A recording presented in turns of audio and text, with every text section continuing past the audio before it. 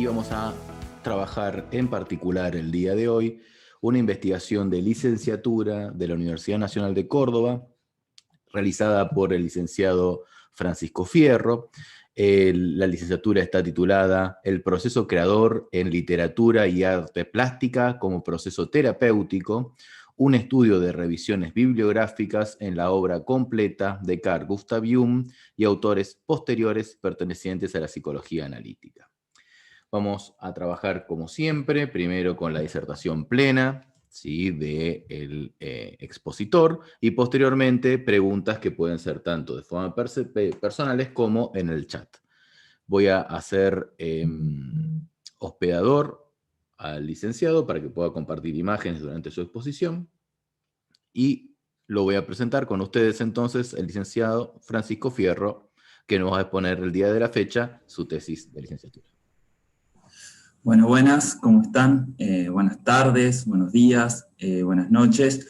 Bueno, como dijo Santi, mi nombre es Francisco Fierro, soy licenciado en Psicología por la Facultad de Psicología de la Universidad Nacional de Córdoba. Bueno, principalmente, primero que nada agradecer a la CIPAG y a la FPAJ por lograr estos encuentros. Creo que contribuyen muchísimo al intercambio de conocimiento y también a la formación de quienes, bueno, nos estamos formando en la psicología analítica, así como bueno, quienes ya la están profesando. Bueno, voy a pasar a compartir pantallas y ya entramos de lleno en lo que es la exposición.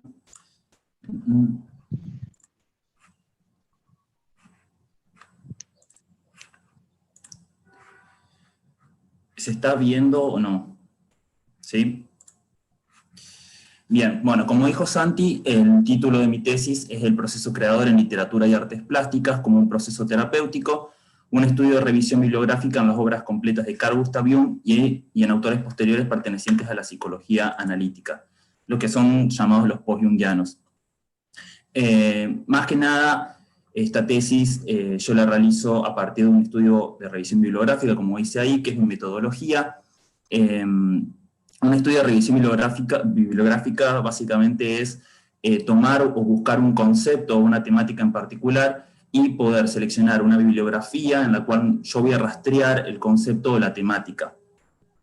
La bibliografía seleccionada que yo ocupo es principalmente autores como, bueno, todas las obras completas de Jung, y también lo que son los autores post-jungianos, como es Aniela Jaffe, es Ricardo Carretero Gramach.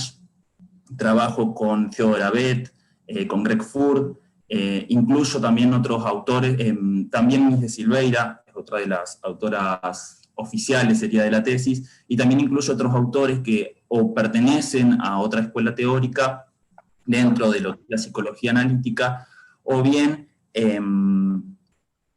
trabajan la temática, pero de un modo más resumido, ¿sí? O si no, se vuelve como un poco más repetitivo con respecto a lo que el abordaje ya se estaba dando. Bueno, ¿cómo se hace la metodología del estudio de revisión bibliográfica? Bueno, yo tomo esta temática, agarro unas palabras claves que se relacionan con la temática, como por ejemplo que aparece en el arte, la imaginación, lo artístico, el pintar, el dibujar, el escribir, la literatura, pintura, etc. Y lo voy rastreando en todas las obras que yo seleccioné. Luego eso lo sistematizo, ya sea en un documento Word o en un documento Excel, y finalmente eso lo describo en mi tesis. La pregunta principal que yo tenía en esta tesis era cuál era el abordaje de lo artístico en la psicología analítica.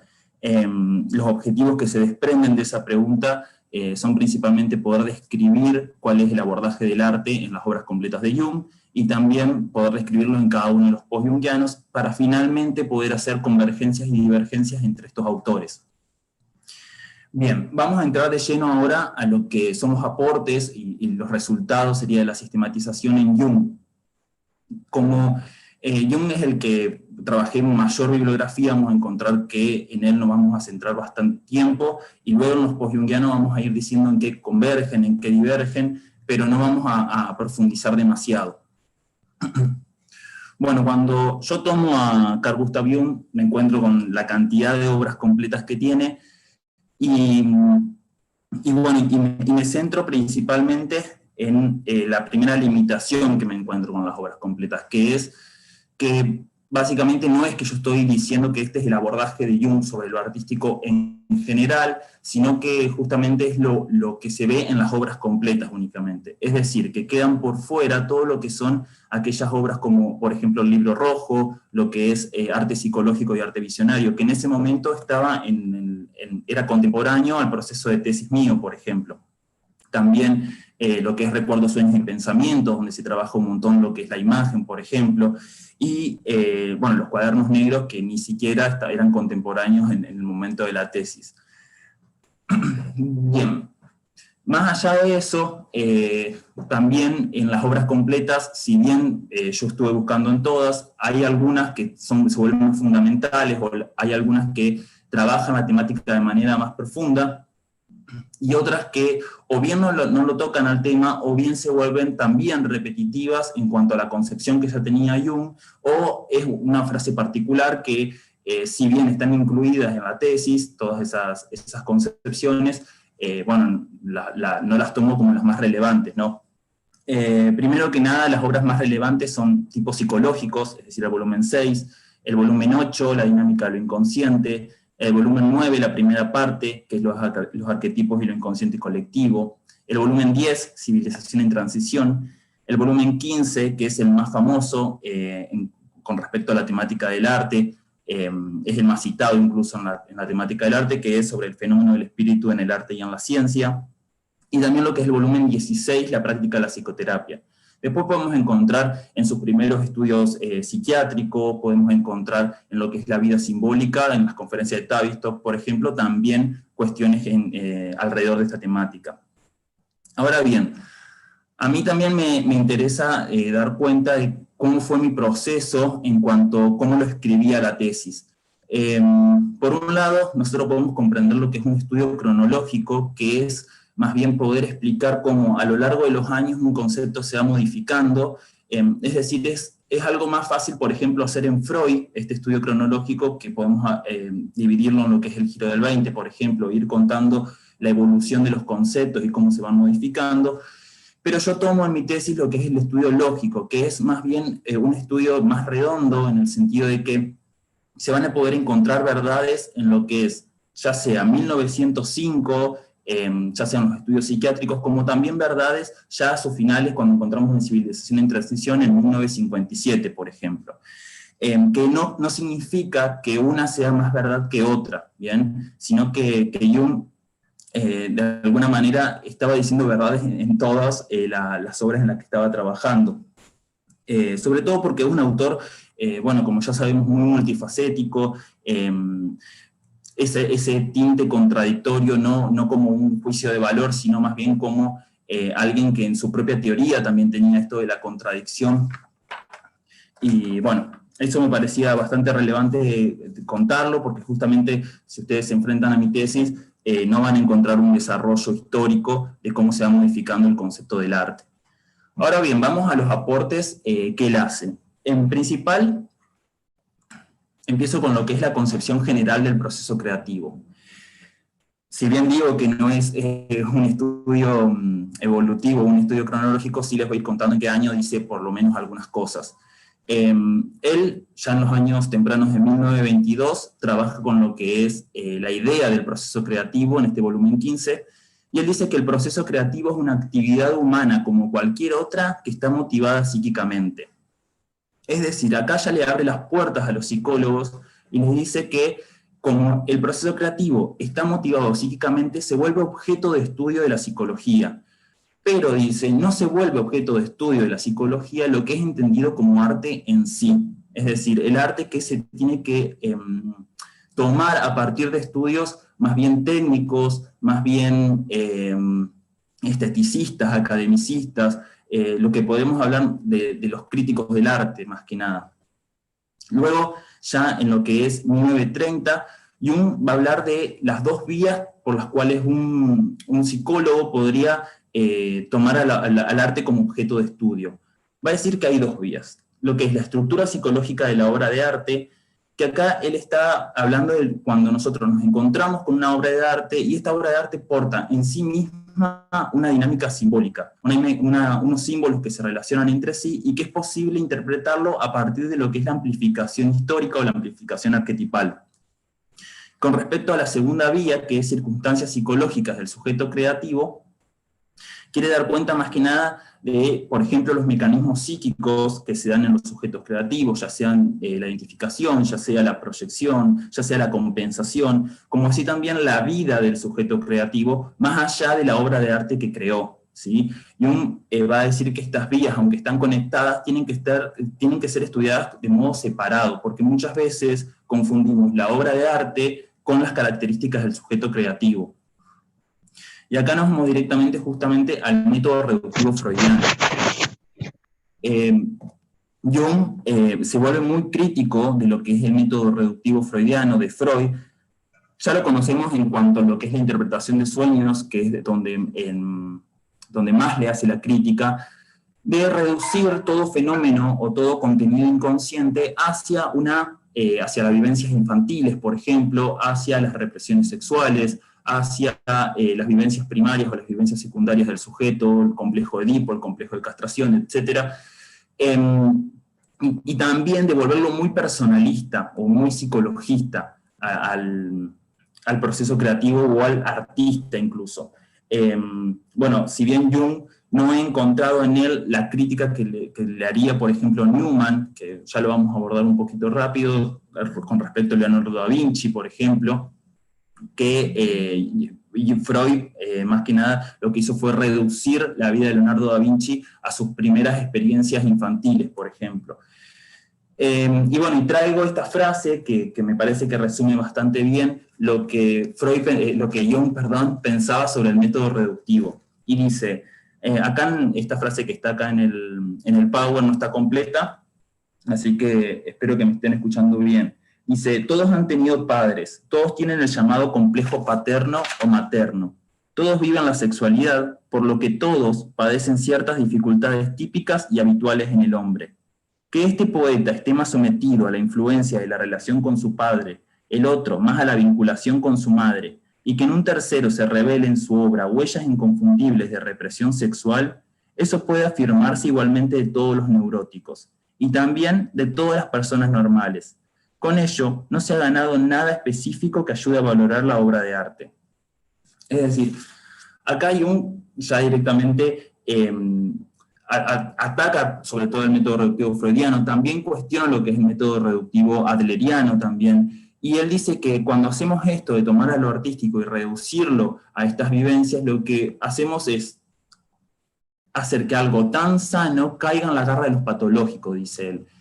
Y al método reductivo, Jung le propone, como también lo vemos en la interpretación de los sueños, lo que es el método constructivo, o el método prospectivo, o el método finalista, lo pueden encontrar también. Este método lo que intenta explicar es más que nada abandonar la idea del inconsciente como un basurero psíquico, es decir, el inconsciente como quien recibe todos los rechazos que tiene la conciencia, y empezar a pensar al inconsciente como algo creativo en sí mismo. ¿Bien? Y acá el proceso creativo lo que empezaría a preguntarse el para qué Jung. Va a hablar del proceso creativo como un fenómeno que está aunado con otros fenómenos, dice él, y que va a desempeñar un papel en específico que sirve a determinados fines y tiene efectos significativos, ¿sí? Bueno, otro de los aportes que va a trabajar es el hombre genial. Esto ya nos vamos a los primeros años, cuando él hace los estudios psiquiátricos, y habla de los artistas o del proceso creador a partir de lo que popularmente muchas veces también nosotros cometemos, que es la genialidad, el hombre genio o el genio. Y nos vamos directamente al texto de Crintomnesia en estudios psiquiátricos en 1905, donde Jung ahí empieza a trabajar la diferencia de lo que son los genios y los neuróticos. Él va a decir que los neuróticos en muchas ocasiones, para expulsar un afecto, el afecto en ese momento teórico, Jung lo habla como una inervación más bien fisiológica, que siempre busca su descarga, y su descarga siempre se da a partir de un acto sintomático. El acto sintomático, por ejemplo, en los neuróticos, sería un ataque de angustia, una paralización de energía, el insomnio, etc. Y Él va a decir que si bien los neuróticos van a tener esta forma de expulsar el afecto y poder descargarse del afecto, el quantum de energía que trae ese afecto, los genios lo que van a hacer es también hacer un acto sintomático, pero ya no del lado de los neuróticos, es decir, donde pueden expulsar ese afecto de esa manera, sino que a través de la creación que hacen, ¿no? Él va a decir que el artista lo que hace es escribir, pintar, bailar lo que sufre, dice. Acá también entra de lleno la idea del complejo, es decir, lo que considera en este momento teórico es que hay un complejo que el inconsciente empieza a cargar de energía de manera muy fuerte, y la conciencia que tiene la cualidad en esos momentos teóricos de clasificación, donde siempre se pregunta si un contenido es nuevo, si es un contenido viejo, si este contenido me sirve, si no, no tiene la capacidad de clasificar ese contenido que ya emerge desde lo inconsciente. Entonces, por ejemplo, en una frase podemos encontrar que Jung dice, y al otro día el artista ya se da cuenta, el escritor ya se da cuenta que ya estaba todo impreso, ¿sí? Es como pasó, me tomó el complejo y ya directamente fui como un prisma, sería, de mi inconsciente. En las conferencias de Tavistock, en 1935, podemos encontrar algo similar a esta idea, pero no tanto como síntoma y no tanto como visto como algo patológico. ¿Por qué? Ya ahí en las conferencias de Tavistock trabaja lo que es el complejo, da lo que es la definición del complejo, el complejo como una aglomeración de representaciones, de asociaciones, que tienen sentido psicológico, que tienen sentido fisiológico, etc. Habla de lo que es el complejo autónomo, la fuerza que tiene que tener un complejo autónomo, la capacidad de personalidad propia que toman estos complejos. Y acá en un momento él dice, más que nada como ejemplo, que muchas veces nosotros nos encontramos con novelas en la literatura, con diversos complejos de los escritores que hicieron esta novela, por ejemplo. Es decir, él incluso dice en un momento, nosotros podemos leer la mente de un escritor con solamente leer la obra que nos traen. Y acá vemos, por ejemplo, la contradicción entre lo que yo estaba hablando hace un momento, que él trata de separar estas dos vías, estamos hablando de 1930, y después un 1935, en el cual lo une a estas ideas. Bien. Otro de los aportes tiene que ver el arte en la práctica terapéutica, que entra de lleno ya con la idea del proceso terapéutico. Acá van a aparecer algunas obras relevantes, como va a ser, por ejemplo, Arquetipos e Inconsciente Colectivo. También va a aparecer la práctica de la psicoterapia.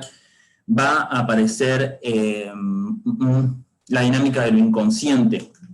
En Metas de la psicoterapia, que es el volumen 16, Jung da una afirmación que está escrita acá, que dice: las relaciones entre psicología, proceso terapéutico y el arte se basan en la posibilidad de fantasear con el paciente.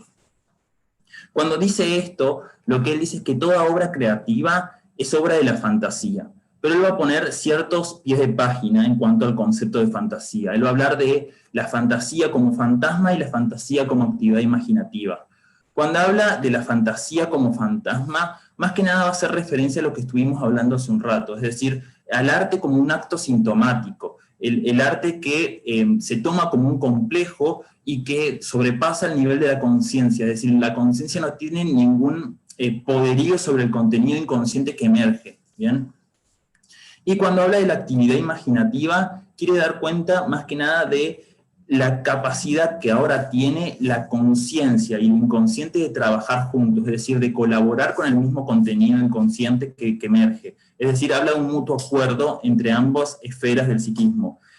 Mientras que lo inconsciente carga de energía a un complejo, es la conciencia quien le va a dar también energía a ese complejo para que emerja, y también la que le va a dar el sentido, ¿sí?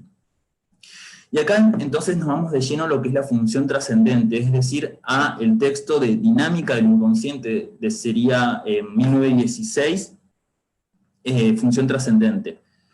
En este texto, él hace la definición de lo que es la función trascendente como la unión de diversos contenidos, tanto conscientes como inconscientes. Acá justamente entonces él dice en un momento que la posibilidad terapéutica en muchas ocasiones va a regirse por la posibilidad de que el terapeuta le brinde al paciente la función trascendente, dice él. Pero ¿cómo se le brinda la función trascendente al paciente? Bueno, a través de diversos métodos. Y acá justamente le entra de lleno a lo que es la imaginación activa, por ejemplo, y entra de lleno en lo que es los métodos artísticos. Siempre complementarios va a trabajar Jung, al menos en este texto. Va a hablar de lo que es la imaginación activa, como por ejemplo la emergencia de determinadas fantasías espontáneas que emergen de lo inconsciente. Va a hablar en las conferencias de Tavistock, por ejemplo, como la idea de una creación intencional que va más allá de la voluntad consciente, es decir, siempre retorna a la idea de ese inconsciente creativo. Y también, más que nada, lo que acá nos importa tiene que ver con el segundo momento, porque cuando él trabaja con la imaginación activa habla de dos momentos, habla del momento de la creación o habla del momento también de la comprensión. Cuando habla del momento de la creación, hablamos del momento también en el cual emergen las imágenes, en el cual esa imagen empieza a temblar, dice Jung, y que nosotros generamos diferentes asociaciones imaginativas, es decir, representaciones de imagen, para finalmente entrar en lo que es las creaciones, donde también se da en un momento casi que no podríamos decir que primero sucede la imaginación y después sucede la creación, sino que van de la mano y van difusas entre sí. Es decir, empieza a escribir, empieza a utilizar la escritura automática, empieza a dibujar, empieza a pintar, empieza a bailar incluso. Y acá es cuando Jung dice que siempre hay que abandonar nuestra posición o de intelectualización, es decir, de querer racionalizar constantemente lo que estamos creando, y también la idea de estetizarlo, es decir, me gusta, no me gusta, etc. En fin, pasamos a un segundo momento, que es el momento de comprensión, que es donde viene el peso importante para Jung. ¿Por qué? Porque justamente acá aparece la función del yo, es decir, mientras a lo anterior lo rige un proceso muy inconsciente, en el sentido de que es el inconsciente el que va cargando de energía los diferentes contenidos y los hace jugar en esa dinámica simbólica, es luego el yo el que se tiene que preguntar, como dice ahí, ¿qué influencia ejerce esto creado por mí? El yo se tiene que preguntar si esto me sirve para algo, o sea, ¿para qué me sirve? Cuando hablábamos también hoy al principio en Criptonesia sobre la capacidad de la conciencia de clasificar si esto era nuevo o viejo, también lo rige el yo. Y acá entonces él va a decir que lo más importante y la eficacia terapéutica se encuentra en la función del yo, porque justamente es a partir del sentido que éste le pueda dar a eso. Esto es importante en cuestión a la búsqueda del sentido, porque la búsqueda del sentido solamente se va a poder dar cuando nosotros podamos significar eso que emerge. Si no, va a acabar, como volvemos otra vez en los principios teóricos, en un acto sintomático. Pero más que nada, lo que también acá me parece importante remarcar con respecto a la visión de Jung, es que abandonamos la idea de que solamente hacemos arte para expresarnos y ya está, es un descargo energético, un descargo de afecto y ya está, sino también es la posibilidad de que eso se comprenda, se relaciona a través de una dialógica en la terapia, por ejemplo. Entonces, él acá también habla de lo que son los procesos saludables en cuanto a la utilización de lo artístico en la práctica terapéutica, que tiene que ver con que uno de sus mayores éxitos es la posibilidad de abandonar una posición de infancia psicológica y pasar a una madurez psicológica. El paso, como dice acá, de la dependencia a la independencia psicológica. Va a hablar muchas veces que nosotros vamos a terapia como intentando que el terapeuta siempre nos interprete nuestros contenidos, que él nos dé respuesta de lo que nos pasa en nuestro psiquismo, que él nos diga qué significa tal símbolo, etc.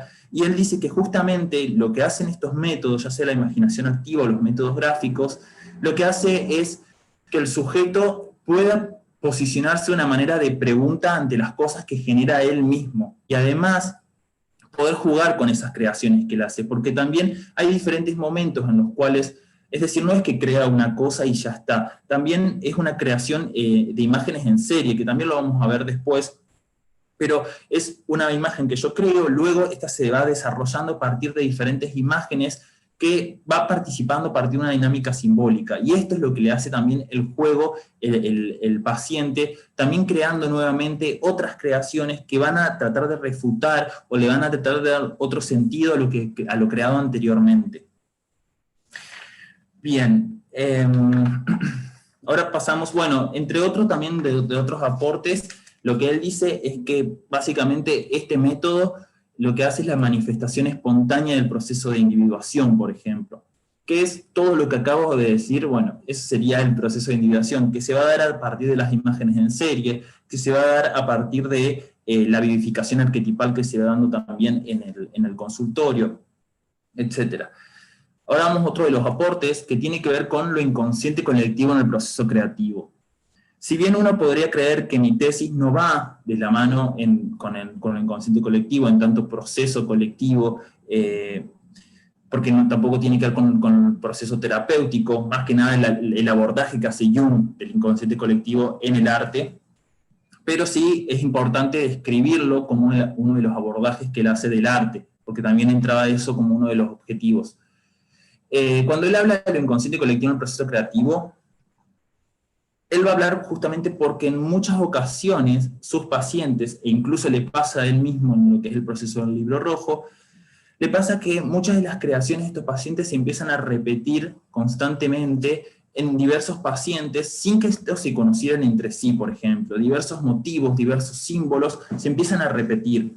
Entonces, cuando a él le surge como la incógnita de decir, bueno, ¿de dónde provienen todas estas cosas? Y les traigo una cita de 1918, que dice, ¿de dónde proceden estas fantasías mitológicas si no surgen de lo inconsciente personal, ni por lo tanto de las experiencias de la existencia personal? Sin duda proceden del cerebro, precisamente del cerebro, no de huellas némicas personales, sino de la estructura heredada del cerebro.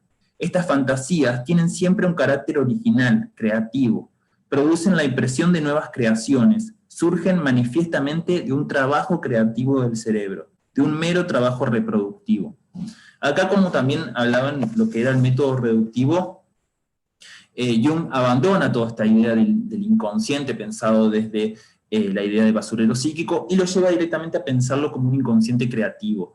Además de que va a hacer la afirmación de que toda fantasía es obra, o todo proceso creativo, toda fantasía creativa es obra de lo inconsciente colectivo. Es, en otras palabras, lo que es una vivificación arquetipal. Bien, y ya entrando de lleno a lo que es el arte en el proceso colectivo, él va a diferenciar lo que es la conciencia de la época y el espíritu de la época. Cuando él habla de la conciencia de la época, quiere hacer referencia a lo que, por ejemplo, nosotros como individuos vivimos en la unilateralidad y en la unidireccionalidad de la conciencia. Le va a decir que en la sociedad justamente también se da esta conciencia de la época, que en otros autores también lo podemos encontrar como el canon cultural, es decir, las diversas tradiciones, los diversos ritos, las diversas creaciones artísticas que hacemos, que siempre están dentro de los límites de la conciencia de la época. Son símbolos que portamos ya de manera consciente y que nos sirven de alguna manera para estructurarnos, de decir quiénes somos, por ejemplo. En cambio, el espíritu de la época va a estar más ligado a lo que es el inconsciente colectivo, son las aguas que van por debajo de la sociedad y que tienen que ver con todos aquellos símbolos que aún no tiene la sociedad y que luego aparecen de manera abrupta. Jung a esto lo estudia en diversas ocasiones, lo estudia con Botan, lo estudia con todo lo que es el fenómeno nazi, es decir, lo estudia en diversos momentos históricos, y en particularmente con lo artístico lo que dice es que el espíritu de la época muchas veces agarra a un artista, o lo inconsciente del colectivo, lo que muchas veces su energía hace que, bueno, otra vez la metáfora del prisma, pasa la energía de lo inconsciente colectivo por el artista, y el artista reproduce esos símbolos a partir de sus creaciones, que muchas veces son creaciones que el público rechaza, que el público no encuentra el sentido en ese momento, pero que después nos damos cuenta que se estaba rigiendo por un mecanismo anticipatorio, por ejemplo, que estaba siendo visionario realmente eso que el artista estaba creando. Y también compensatorio. Compensatorio es lo que hablaba hoy también. Son símbolos que muchas veces la conciencia no tiene, y el opuesto muchas veces, que está por debajo de esa conciencia, sale y generando todo este rechazo. Jung trabaja en ese momento todo lo que es el fenómeno del arte del hombre moderno. Vamos a encontrar varios textos, sea Presente y Futuro, sea El problema anímico del hombre moderno en 1957, creo. Después está Sobre cosas que se ven en el cielo. En estos nosotros podemos encontrar que él hace referencia a diversos pintores, a diversos artistas, que de alguna manera estaban utilizando estos mecanismos anticipatorios y compensatorios. Jung, al ser muy estudioso del arte, él empezó a visualizar cómo el siglo XX se empezaba a configurar como una escena en la cual empezaban a surgir determinadas creaciones que rompían con, por ejemplo, la idea de belleza, y también rompían con la idea de lo que años anteriores se concebía como las creaciones, cómo era la idea de crear. Antes el sujeto y el objeto estaban unidos, es decir, se basaba mucho en el mimetismo, los autorretratos, lo que era la naturaleza muerta, lo que era los retratos de la naturaleza, etc. Todos esos tipos de pinturas eran más bien una relación de sujeto-objeto unidos. En cambio después, en lo que es el siglo XX, eclosionan todo lo que son los movimientos artísticos, y se empiezan las vanguardias, incluso después ya en los siguientes años, empieza a romperse, bueno, toda esta idea del sujeto-objeto. El sujeto empieza a volverse hacia sí mismo, se empieza a volver hacia la subjetividad, y empiezan a aparecer que todas las obras abstractas, empiezan a aparecer todas aquellas obras que en ese periodo, es decir, de estar como público en ese momento, era como, si bien tuvo su proceso paulatino, y habían pintores que ya también venían con algo visionario desde mucho antes, uno encuentra que en este periodo el público como quedó, que es todo este montón de cosas que empezaron a salir y que toda la gente está alabando. Jung justamente era un público más de la época, y siempre cuento esto que él pensaba sobre estas creaciones abstractas que salían. Y él dio propiamente su juicio de valor, pero también le da la idea del mecanismo que se estaba utilizando. Dice: todos son añicos, fragmentos inorgánicos, agujeros, deformaciones, confusión, tachaduras, infantilismos y groserías, incluso torpezas primitivas que convierten en mentira el dicho tradicional de que el arte viene del saber hacer. Lo mismo que la moda encuentra bella toda novedad, por absurda y desagradable que sea, otro tanto le ocurre a esta clase de arte moderno. Es la belleza del caos, y es lo que el arte anticipa y alaba, el soberbio montón de escombros de nuestra cultura.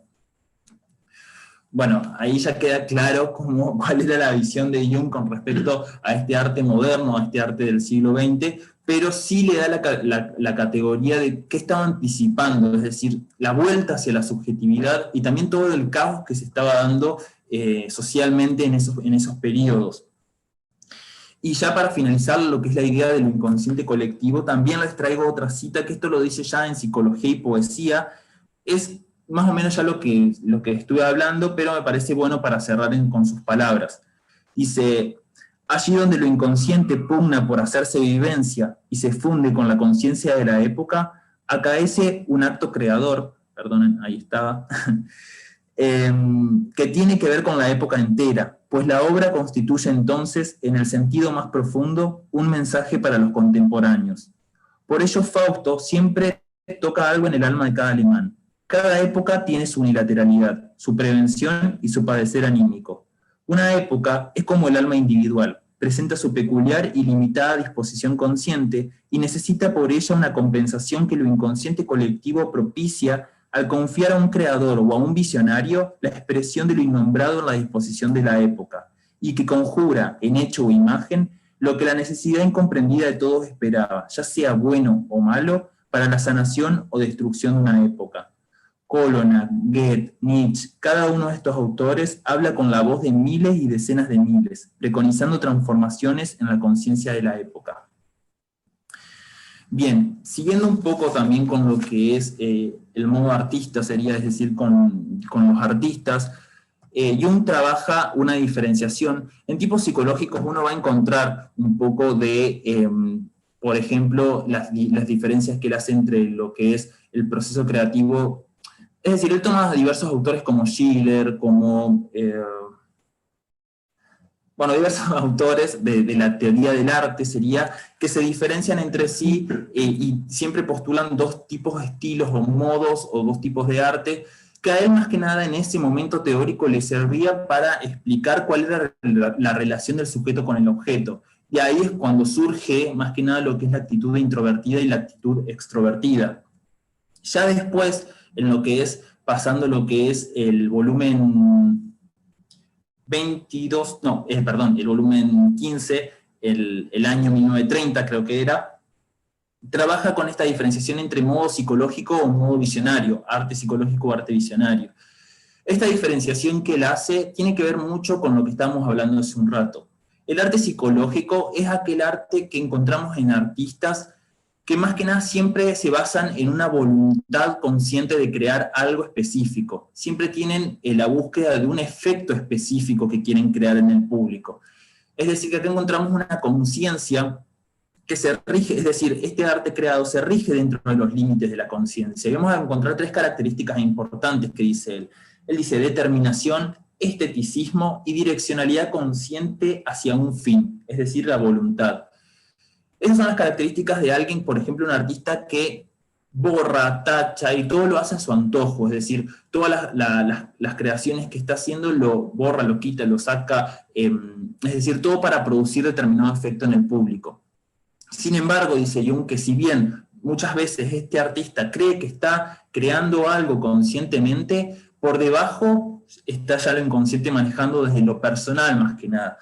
Él dice esta frase que dice, el artista cree nadar cuando lo mueve una corriente invisible, por ejemplo. Y ya después habla de lo que es el modo visionario, el arte visionario, que es lo que estábamos hablando de la expresión de lo inconsciente colectivo, de ese artista que es tomado por lo inconsciente colectivo y que se vuelve como el prisma de esa energía colectiva. Tiene que ver con aquellos autores que muchas veces no saben lo que han creado, que incluso se les va a preguntar y te van a decir, mira, yo no sé, yo lo creo a esto y esto sale. Que no tiene una voluntad consciente donde ellos podrían explicar tranquilamente qué es lo que están creando.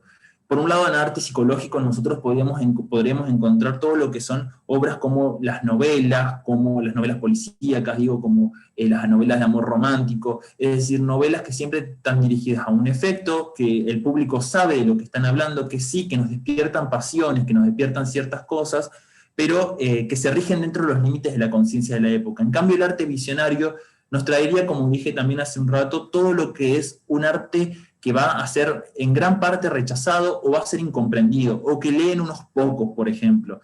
Un ejemplo es la generación Beat en Estados Unidos, que, bueno, si bien venía con todo lo que era una denuncia y también venía con el trabajo de la escritura automática, por ejemplo, que justamente era dejar que el inconsciente produzca en sí mismo y que no haya ninguna conciencia ahí rigiendo el proceso.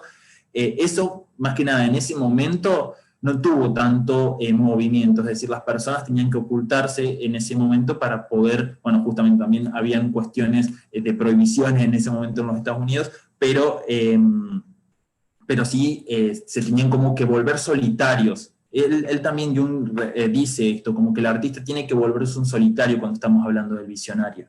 Y bueno, ya lo rige justamente los mecanismos que estábamos hablando hace un rato, el mecanismo más que nada de la anticipación, lo vamos a llevar rápidamente al arte visionario. Bien.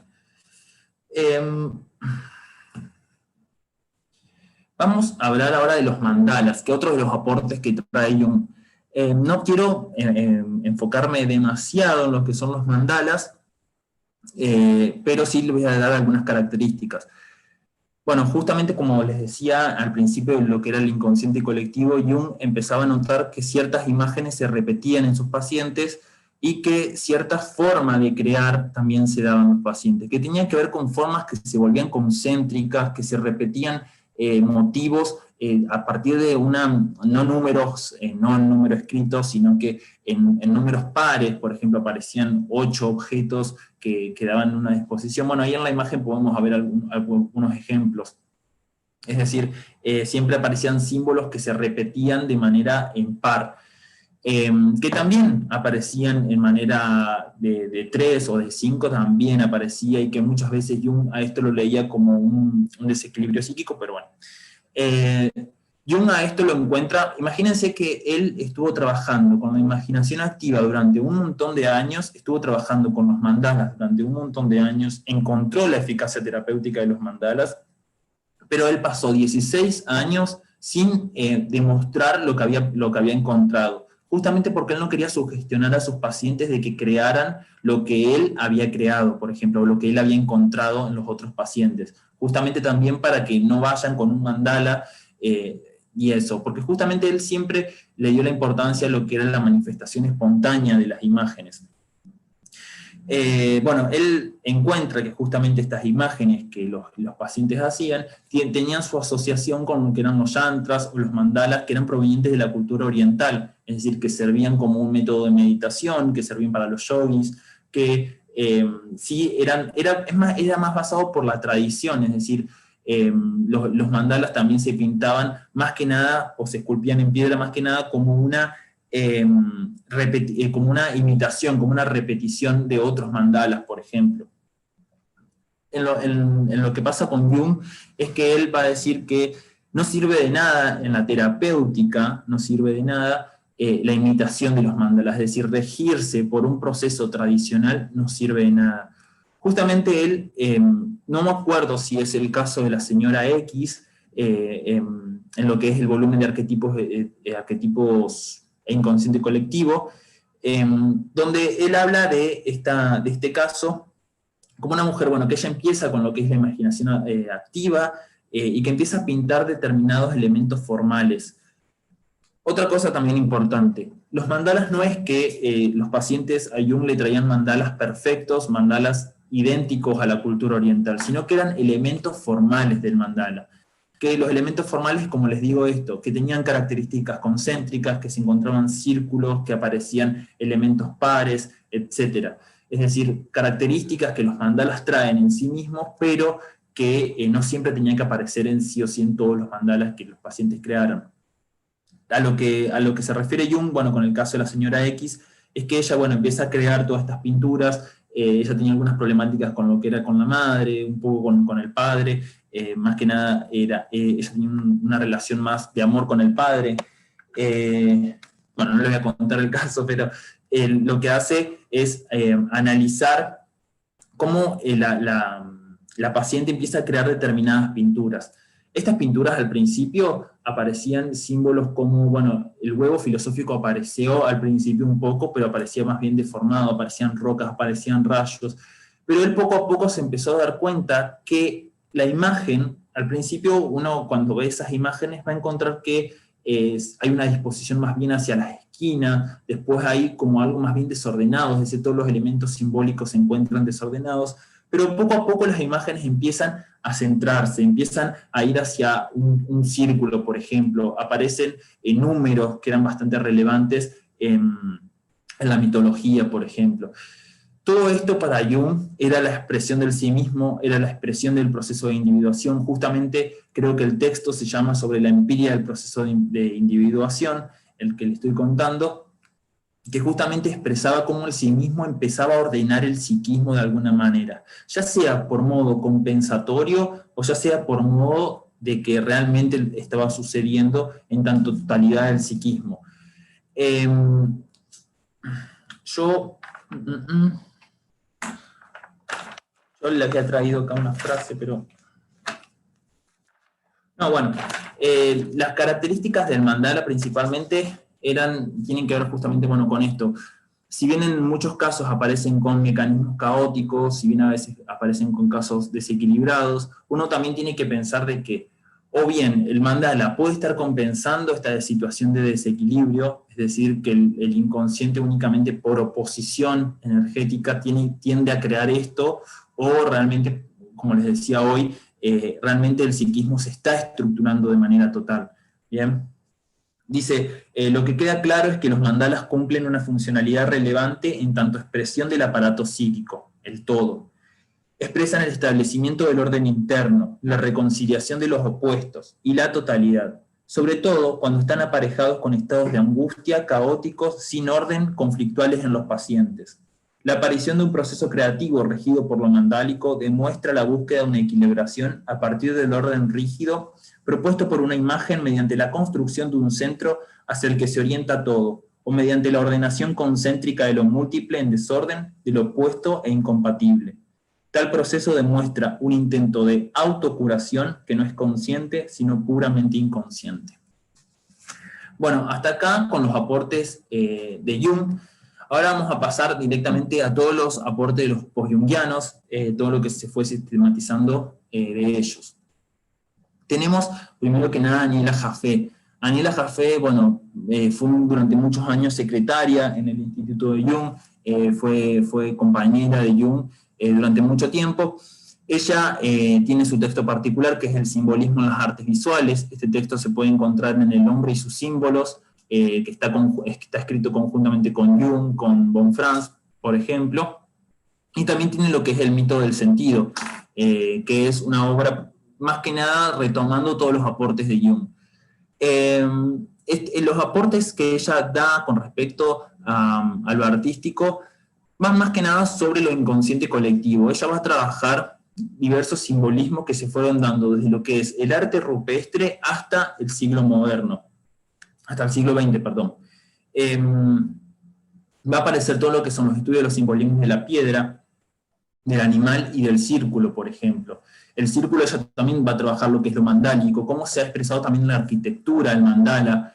También trabaja los mecanismos, va a trabajar lo que es la identificación, va a trabajar lo que es la compensación, trabaja la idea de lo artístico como promovedor de unión de opuestos, va a pensar al arte como instrumento y portavoz de la época, es decir, muy aliado a la idea de Jung. Ella, bueno, también retoma esta idea del estilo sensorial, el estilo imaginativo, que también tenía que ver con este quiebre entre sujeto-objeto y sujeto, es decir, vuelto a la subjetividad. Ella trabaja con muchos artistas durante su texto, aparece Miró, aparece Kandinsky, aparece Marini, aparece Ernst, y trata de encontrar el sentido psicológico que tiene el arte moderno, ¿bien? Ella en un momento aclara, yo no vengo acá a interpretar los movimientos artísticos ni diversos artistas, sino que ella lo que intenta dar cuenta de cuál es el sentido psicológico de estos procesos creativos, cuál es la importancia de los símbolos en estos procesos. Trabaja mucho lo que es el instinto, es decir, cómo se expresa el instinto en las obras creativas, trabaja cómo los autores de esa época también juntaban de alguna manera lo que algunos llamaríamos basura en la calle y lo usaban para hacer arte. Bien, lo que en muchas ocasiones también se llama hoy día art brut. Después tenemos a Inés de Silveira. Bueno, Inés de Silveira es muy reconocida en lo que es Latinoamérica, es una de las post-jungianas que, bueno, como vuelvo a decir, más reconocidas en Latinoamérica. De ella, las principales fuentes teóricas que encuentro es principalmente lo que es Imágenes del Inconsciente, que es el que está traducido en español, y diversos textos que están en portugués, que uno lo puede encontrar, bueno, en la web, en la biblioteca de la FPAJ, etc. Esta bibliografía a mí me permitió por lo menos abordar cuál era la concepción de Nis. También se encuentra, para aquel que no la conozca o que le interese Nis, la película de Berliner, que es una película que cuenta sobre su periodo en la terapéutica ocupacional en el psiquiátrico, y cómo eso culmina con el Museo de las Imágenes del Inconsciente. Nis de Silveira era, bueno, una psiquiatra, era una terapeuta ocupacional, y una psicóloga analítica luego de todo este proceso. Ella, bueno, se vuelve terapeuta ocupacional en 1946, si mal no recuerdo. Ella llega al psiquiátrico, ella vuelve al psiquiátrico, más que nada porque había tenido un periodo de alejamiento, de exilio más que nada, y en esa vuelta lo que se encuentra es con todos los métodos del psiquiátrico de ese momento. Y entonces a ella tratando de cambiar la situación en la cual se encontraba el psiquiátrico en ese momento y los métodos que se estaban utilizando, postula que no se debía seguir de esa manera.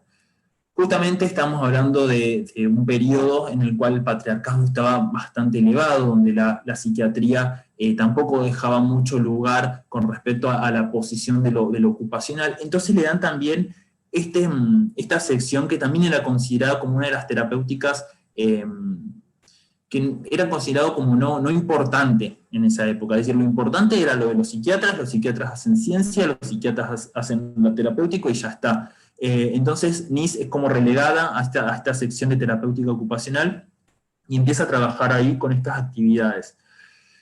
Estas actividades que terminan con el Museo de las Imágenes del Inconsciente en 1952 y que tiene 300.000 obras plásticas como un acervo.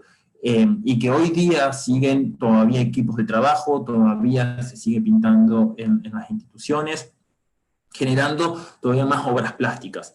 Ella, como objetivo principal, tenía el de demostrar la eficacia terapéutica de las actividades expresivas, es decir, que las actividades expresivas en sí mismas tienen una eficacia terapéutica. Después, otro de los objetivos es proveer la posibilidad de egreso de este hospital, que se llama Eugenio de Dentro. Un ejemplo, por ejemplo, es la creación en 1956 de la Casa de las Palmeiras. Esta era una casa que, como lo conocemos hoy, una casa con régimen de puertas abiertas, una casa medio camino, se podría decir. Luego, ella habla de lo que es la búsqueda de un auxiliar terapéutico, o el objetivo era más que nada tener algo muy parecido al acompañante terapéutico que conocemos hoy, y también lo que era el acompañamiento de auxiliares terapéuticos no humanos, es decir, ella teoriza mucho también sobre los animales, tiene un libro que es Os gatos a lidiar, algo así, y donde ella trabaja cuál es la importancia de los animales como compañía, qué símbolos generan los animales, etcétera, las mascotas. Incluso ella, bueno, en la película uno puede observar que ella vivía llena de gatos dentro de su casa. Y también, entre otros, los aportes, otros de los objetivos, que en realidad esto es más, los estudiosos de Nis de Silveira consideran que ella demostró que existe un campo de articulación entre lo psicológico, lo artístico y lo político. Muchas veces vamos a encontrar diversos estudios que van a abordar cómo ella logra lo que es la inclusión de aquellos que estaban excluidos, que estaban desde el lugar de la sombra social, pasan a ser incluidos a la red de la cultura, que si bien puede tener sus críticas en cuanto al sentido de la mercantilización, es decir, de entrar en el sistema capitalista, no se puede negar la importancia que tenía para quienes eran negados sus derechos humanos, o quienes estaban siendo violentados directamente en estas instituciones, poder salir de instituciones que literalmente ya se volvían como sus instituciones totales, donde vivían su vida completa ahí, y poder salir hacia la cultura en particular, y poder tener su vida y poder tener sus derechos cubiertos, ¿no? Y también poder tener ingresos con las obras que vendían. Así que, bueno, esos fueron como sus aportes de manera general. Ahora bien, ella se basa en muchos en aportes teóricos como Freud en un momento, después de Freud pasa a Jung, también trabaja con Spinoza, y lo que ella piensa sobre estos estados psicóticos, porque Eugenio de Dentro en particular, este psiquiátrico, trabajaba con casos más bien de esquizofrenia, de psicosis, etc. Y ella lo que pensaba es que esto no teníamos que pensarlo como un estado en sí, sino como un estado que siempre estaba en transformación. Ella va a hablar de estados innumerables del ser, que se vuelven más peligrosos según cuanto lo inconsciente se vuelva más devorador para el sujeto, ¿sí? En cuanto el yo pierda la capacidad, por lo menos, de funcionar dentro de este psiquismo que de alguna manera está por condiciones sociales vapuleado y está por sus mismas condiciones personales. ¿Qué pasa con este taller artístico que Nis crea? Bueno, primero que nada, como les decía al principio, ella llega a Eugenio de Dentro y se encuentra con que el método terapéutico eran electrochoques, era lobotomía, la experimentación con los pacientes, es decir, el código de Nuremberg en ese momento ni estaba rigiendo en las instituciones, por ejemplo. Se utilizaban lo que eran las salas de aislamiento, que hoy día también suelen utilizarse, ya con otro nombre, ¿no? Y todos estos mecanismos para Nis eran aberrantes para la condición humana. Entonces ella postula la idea de lo artístico como una terapéutica suplementaria, o sea, no complementaria, no. Es la herramienta terapéutica que tenía que existir en el psiquiátrico, en realidad. Pero, sin embargo, la psiquiatría de ese momento, ¿cómo veía estas actividades creativas? Primero que nada, se veía como un pasatiempo, es decir, para que el paciente vaya, disfrute, descargue un poco, también para que logre un poco de economía, y ya está. Ellos también, uno puede ver en la psiquiatría de la época cómo trataban, creo que es, ¿cómo es que se llama? Lombrosio, creo que era un autor que hablaba sobre los dibujos, sobre las pinturas que creaban los pacientes, y cómo él trataba de decir, bueno, si pinta esto tiene determinados síntomas, tal patología, etc. Ella también se intenta alejar de esto, es decir, como un diagnóstico en sí mismo y ya está. Ella lo ve justamente como un proceso en el cual se tiene que ir dando de manera paulatina. Va a teorizar mucho sobre lo que es el taller de arte, y va a trabajar las diferentes características del taller. Va a hablar de lo que es, va a decir que el ambiente del taller debe ser libre de toda coacción, por ejemplo. Cuando dice esto, quiere decir que en muchas ocasiones, cuando se trabajaba en la terapéutica ocupacional, muchas veces se estaba al lado de la orientación de un técnico, el técnico te decía lo que tenías que hacer, cómo tenías que hacerlo, etc. Es decir, para ella, toda creación, al igual convergencia con Jung, es una creación espontánea. Al sujeto le tiene que salir desde él mismo.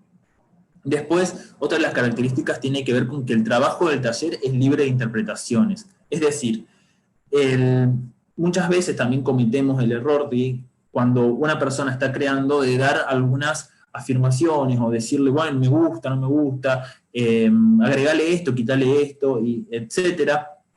Y bueno, justamente Nis luchaba mucho contra eso, es decir, que los monitores, bueno, eso ya lo voy a contar, pero que los monitores, los que trabajaban con ella, el equipo de trabajo, no interfirieran con ningún tipo de interpretación de lo que ellos crean. Las interpretaciones se iban a hacer después en el equipo de trabajo y a partir de las imágenes en serie, ¿sí? Luego, otra de las características tiene que ver con el taller se revela como un ambiente de sustento afectivo. Justamente nosotros lo podemos ver en la peli a esto, es algo que ella va a hablar muchísimo sobre estos monitores, que los monitores operaban como catalizadores afectivos, es decir, como acompañantes de los pacientes. Estaban ahí para brindarles cariño, para brindarles compañía, y no había ningún problema de que se llegara a una relación de amistad, por ejemplo.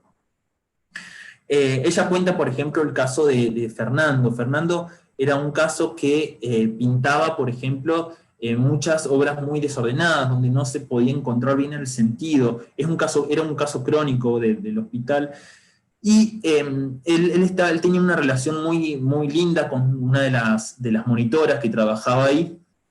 Entonces, Nis empieza a encontrar que en las obras de él empieza a repetirse unos motivos japoneses, dice ella. Motivos japoneses sueltos, uno por acá, otro por allá, otro por acá. Y a medida, poco a poco, iba apareciendo una mujer japonesa, con muchos detalles, etc. Y dice Nis, que, contando como la anécdota, que en un momento, hablando con Fernando, Fernando le dice que la monitora le recordaba mucho a una japonesa, le dice. Y acá justamente entonces se encuentra lo que es la importancia de lo afectivo, la importancia del acompañamiento, la importancia del otro dentro de estos diagnósticos que uno puede considerar psicosis, esquizofrenia, etc. Entre otras, las características del taller es que es estructurado como un ambiente físico agradable. Está muy relacionado con el anterior, primero que nada porque Nis tiene la teoría basada en Jung, en realidad, en que nosotros vivimos en dos tipos de percepción. En un tipo de percepción que es más bien del mundo de las cosas externas, y el tipo de percepción del mundo de las cosas internas. Ella dice que en la condición esquizofrénica o en la condición psicótica, estos sistemas de percepción se mezclan mucho y que no se logra diferenciar qué es lo externo y qué es lo interno para el sujeto. Entonces justamente ahí se explica la importancia de tener un taller que esté como en un ambiente físico agradable. E incluso muchos de los pacientes que allí pintan el lugar como muy lindo, todo lleno de árboles, en la ventana, etc. Bien, y después tiene que ver con las características del rol del terapeuta y el estudio de las imágenes en serie. Nis cuando habla del rol del terapeuta, también converge con Jung en cuanto a la idea de el terapeuta como una persona que tiene que aprender otro lenguaje. Y este otro lenguaje lo pondré en grande. Es un otro lenguaje que nosotros no sabemos hablar, es un otro, o sea, nos presentamos ante un otro, que no podemos hablar desde la tradición, no podemos hablar desde la convencionalidad, y donde tenemos que siempre estar sabiendo manejar el lenguaje simbólico. El arte incluso es puro lenguaje simbólico. Esto no significa que andemos con el manualcito de mitología o los manuales de símbolos interpretando las pinturas. Más bien tiene que ver con leerse todo lo que se pueda sobre los simbolismos pertenecientes a la humanidad. Y otra de las importancias que quiero recalcar acá tiene que ver con el estudio de las imágenes en serie. También unida con Jung, ella va a plantear la importancia del estudio de las imágenes en serie, es decir, no podemos estudiar ningún tipo de pintura aislada de las otras pinturas, todas van conectadas entre sí, y todas portan una dinámica simbólica que puede encadenarse de alguna manera. Ahora les paso a mostrar algunas de las pinturas que se encontraban en la institución.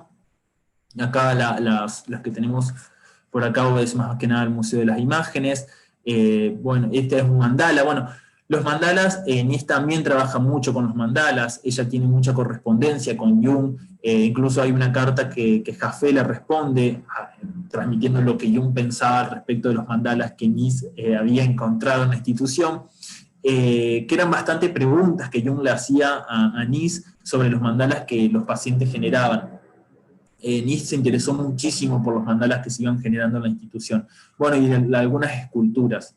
Realmente, si tienen la oportunidad, siempre recomiendo que se vea la película El corazón de la locura de Berliner.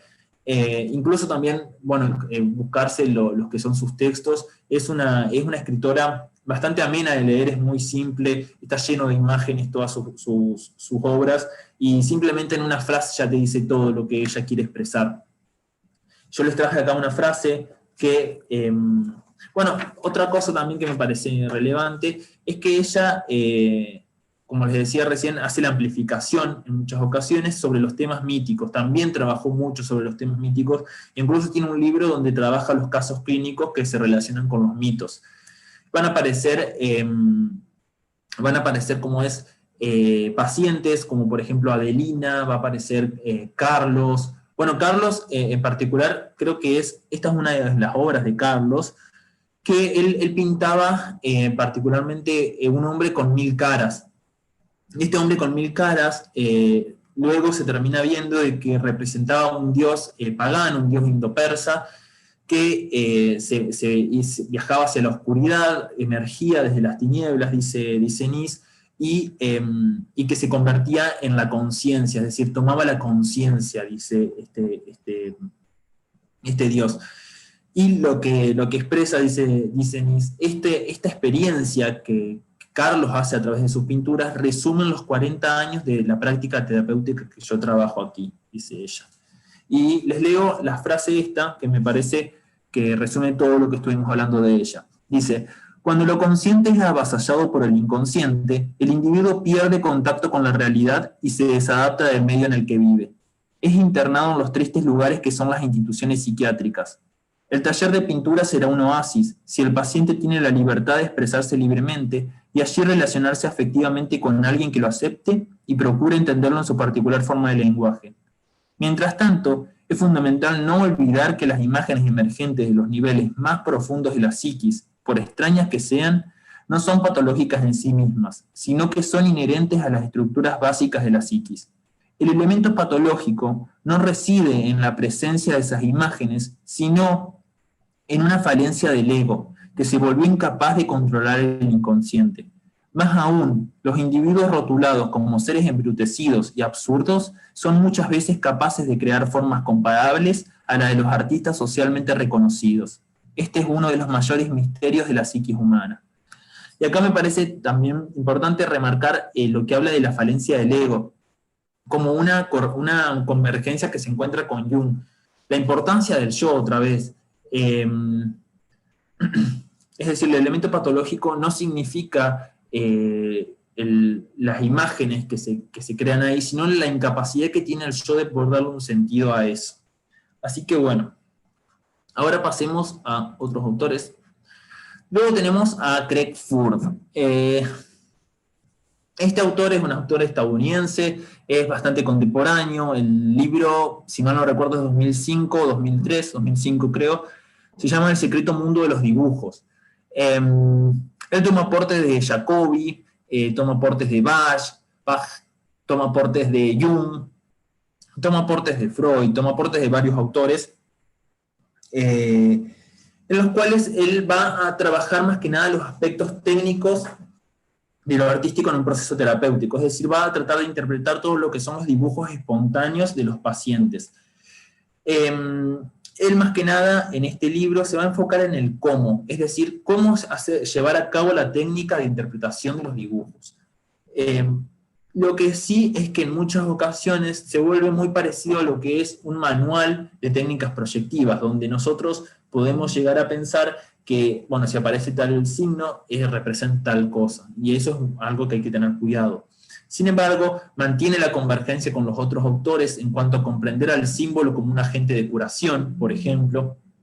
También va a tener la convergencia junto con Nis y con Jung con respecto al análisis de los dibujos en serie, es decir, la importancia de que un dibujo no se analice de manera aislada. Hay algunas cuestiones también de convergencia con respecto a la idea de lo anticipatorio.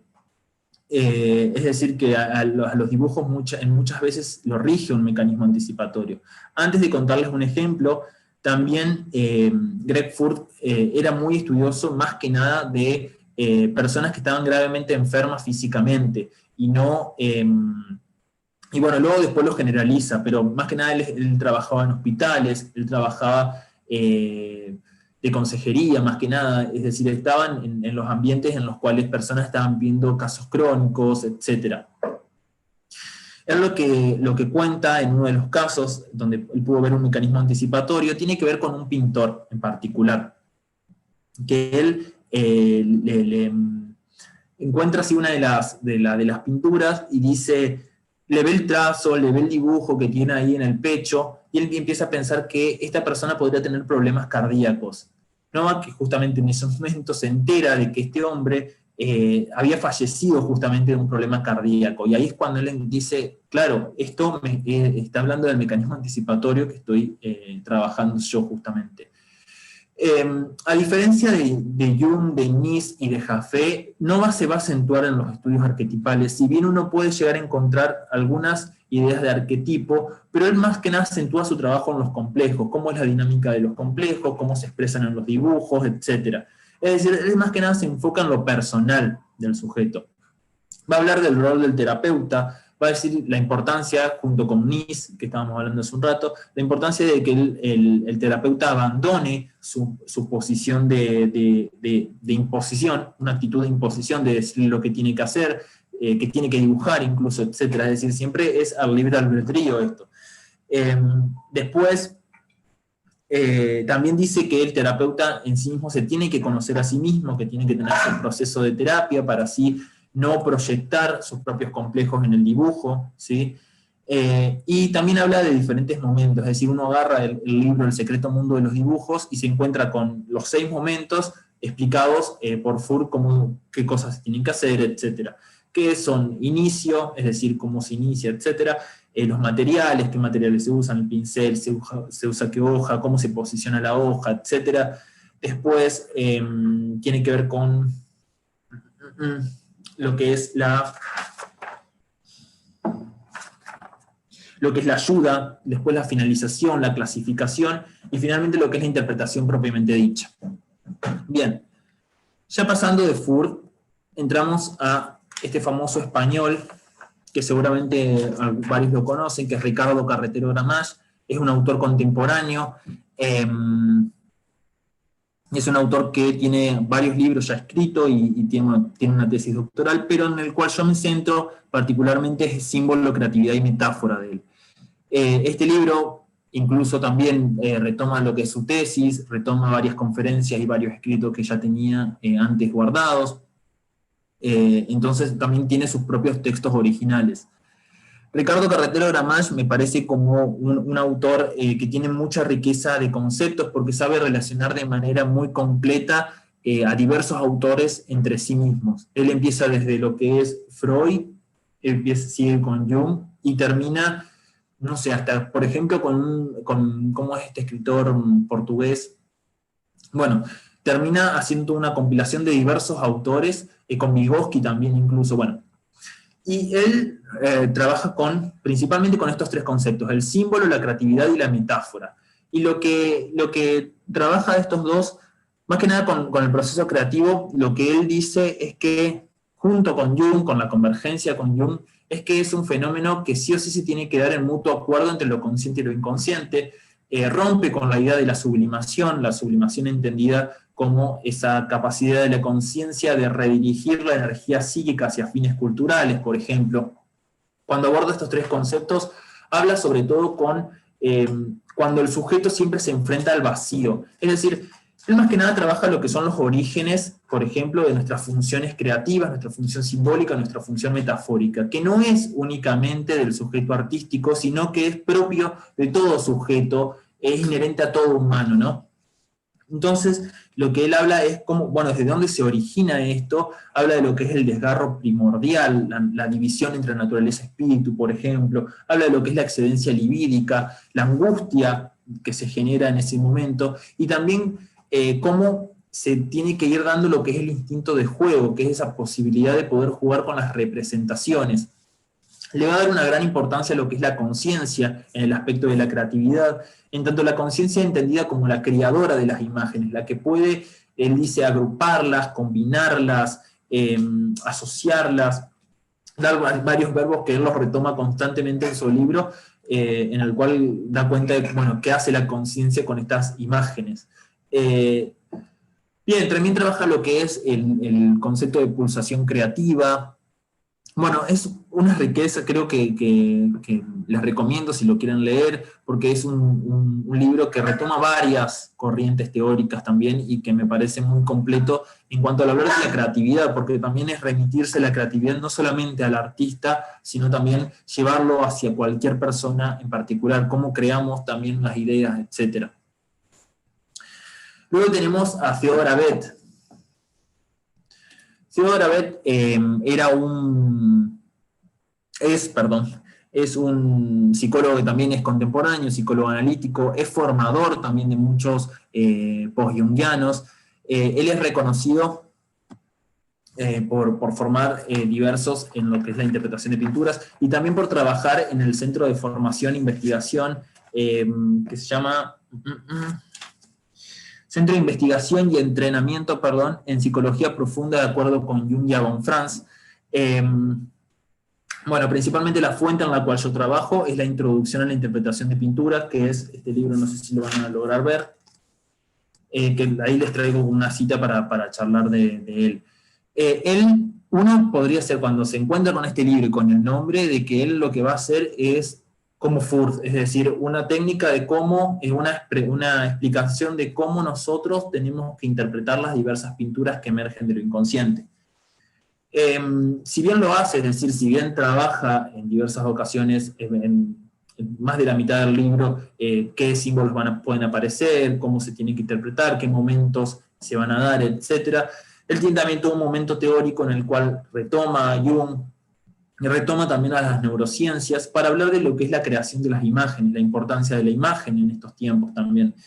Y él va a criticar mucho todo lo que fue la imagen desde lo que es las primeras veces que nos servía para tanto, es decir, la imagen como algo olfativo y algo auditivo, que no era solamente visual, y cómo hoy vuelve a ser como una masificación de las imágenes, es decir, donde las imágenes se vuelven constantes en todo momento, y donde nosotros nos volvemos sujetos pasivos de esas imágenes, no hay ningún movimiento activo con respecto a eso. Él también habla de lo que es la educación de estos momentos, que tiene que ver con una educación que se centra más que nada en lo que son las matemáticas, lo que es la historia, lo que es el lenguaje hablado, y se deja de lado todo lo que es la posibilidad de crear, de expresarse artísticamente. Él también, incluso en un momento, critica bueno, cuenta que en su clínica muchos pacientes llegan y le dice, bueno, cuando está por pintar, le dice, pero yo no sé pintar, no quiero pintar porque yo no sé pintar. Y él dice, bueno, pero muchos pacientes, cuando yo les digo escribí, no me dicen yo no sé escribir, es decir, se van a poner a escribir tranquilamente, pero también como esa idea de que la pintura solamente tiene que estar dentro de lo que es lo artístico o lo bello, por ejemplo. Siempre en todos estos autores vamos a encontrar la convergencia de que acá no importa si es bello, si es feo, si genera esto, si no genera lo otro. Lo que importa es cómo se va a dar la dinámica simbólica dentro de esa expresión, ya sea gráfica o escrita. Cuando él empieza a abordar lo que son las pinturas, él siempre dice que se tiene que dar una circunambulación de las funciones psíquicas como las entendemos, la función psíquica de la percepción, perdón, del ascenso, percepción, de la intuición, del pensamiento, del sentimiento, y también como guía la actitud extrovertida y la actitud introvertida. Todo esto dado tanto en terapeuta como en paciente. Eso es, por ejemplo, uno se enfrenta a la pintura que te dan, y vos analizás esa pintura desde tus funciones, ¿bien? Igual que el paciente lo hizo desde sus funciones. Luego de que uno se enfrenta a esta pintura, empieza a suponer determinadas cosas y genera una hipótesis, dice él. Esta hipótesis, justamente como les digo, es una suposición de lo que podría estar constelando en el inconsciente de este paciente. Sin embargo, él dice que nunca nos tenemos que quedar con esta hipótesis, siempre tiene que generarse una contrahipótesis. Esto justamente por el mecanismo de la compensación que rige el mecanismo de la proyección, que muchas veces nosotros podemos estar proyectando algo de nosotros. Siempre tenemos que ver lo contrario también de lo que vimos. Pasa lo mismo también en las funciones. Si nosotros vemos que este material de manera sentimiento me genera una sensación de fealdad, también tengo que poner la suposición de que esto me pudo estar generando algo de bello, ¿bien? Es un ejemplo, es medio burdo en realidad. Y bueno, yo les traje acá una parte del área de la contrahipótesis que me parece importante. Y dice, mi experiencia clave para darme cuenta de la necesidad de una contrahipótesis tuvo lugar durante una sesión de mi coloquio de supervisión de casos en el Instituto de Carl Gustav Jung, a principios de los años 80. Una estudiante japonesa presentó una pintura muy bella de uno de sus pacientes en Japón, dándonos, como es usual, tan solo su edad y su sexo. El grupo, incluyéndome, trabajó por cerca de 1 hora y llegó a la conclusión de que el autor de la pintura debía ser una persona dotada con una cierta ambivalencia interior y, por lo tanto, un potencial para desarrollo en análisis. Esto fue basado en una fuerte sensación de energía que nos hizo sentir optimistas y positivos hacia la pintura y su autor. Al final de nuestra interpretación, la estudiante japonesa nos informó con una gentil sonrisa que el autor de la pintura la había elaborado en una clínica y tenía un diagnóstico de esquizofrenia. Se suponía, por supuesto, que durante todo el tiempo que estuvimos trabajando la pintura, ella no diría nada acerca del paciente. Sus gestos eran inescrutables. Como este coloquio de casos también servía de experimento sobre si era bueno este método de interpretación de pinturas, esa experiencia me enseñó una lección dura pero valiosa. Me di cuenta de qué tan fácil podemos enamorarnos de una hipótesis y de cómo uno pierde la actitud crítica hacia las suposiciones hechas. Después de que se nos dijo que al autor se le había diagnosticado esquizofrenia, inmediatamente reconocimos ese aspecto en la pintura. Pero la belleza del estilo japonés de pintar y la intensidad de la energía nos habían llevado muy lejos. Solo vimos el lado positivo de la pintura y el potencial de su autor. Esto literalmente nos cegó los aspectos peligrosos que también estaban ahí. Después de esa experiencia, comencé a usar la válvula de seguridad de la contrahipótesis, preguntando siempre, ¿cuál es el opuesto de mi suposición? Esto nos permite recuperar lo que naturalmente se hace inconsciente por nuestra hipótesis, a saber, una posibilidad diferente de entender el significado de la pintura. Bueno, ahí queda claro el porqué de la utilización de este concepto de contrahipótesis, que creo que rige en todo lo que estuvimos hablando, porque estuvimos hablando muchísimo de lo que es el mecanismo de la compensación en todo lo que son las pinturas, y cuán necesario también es siempre abandonar la idea de que esta hipótesis, incluso también con respecto al abordaje que yo les contaba de Jung, de que refutar esto de Jung que dijo en un momento por otro que dijo en otro momento, también es como regirse solamente por una verdad sobre lo que es lo artístico y dejar de lado las contraverdades que Jung podría tener dentro de su propia obra. Así que bueno, por eso me parece importante siempre tener en cuenta la contrahipótesis, ya sea como psicólogos clínicos, ya sea como investigadores y también como personas que están interpretando pinturas. Bien, Jung, luego de abordar todo lo que es la hipótesis y la contrahipótesis, va a empezar a trabajar con lo que es la interpretación propiamente dicha, que es la amplificación. Él lo hace de modo separado con el paciente, no lo hace con él, si bien da lugar a lo que son las asociaciones personales, él va a tener su espacio con un equipo de trabajo justamente donde va a llevar las obras y el equipo de trabajo va a trabajar arduamente para poder amplificar las obras que ha creado sus pacientes.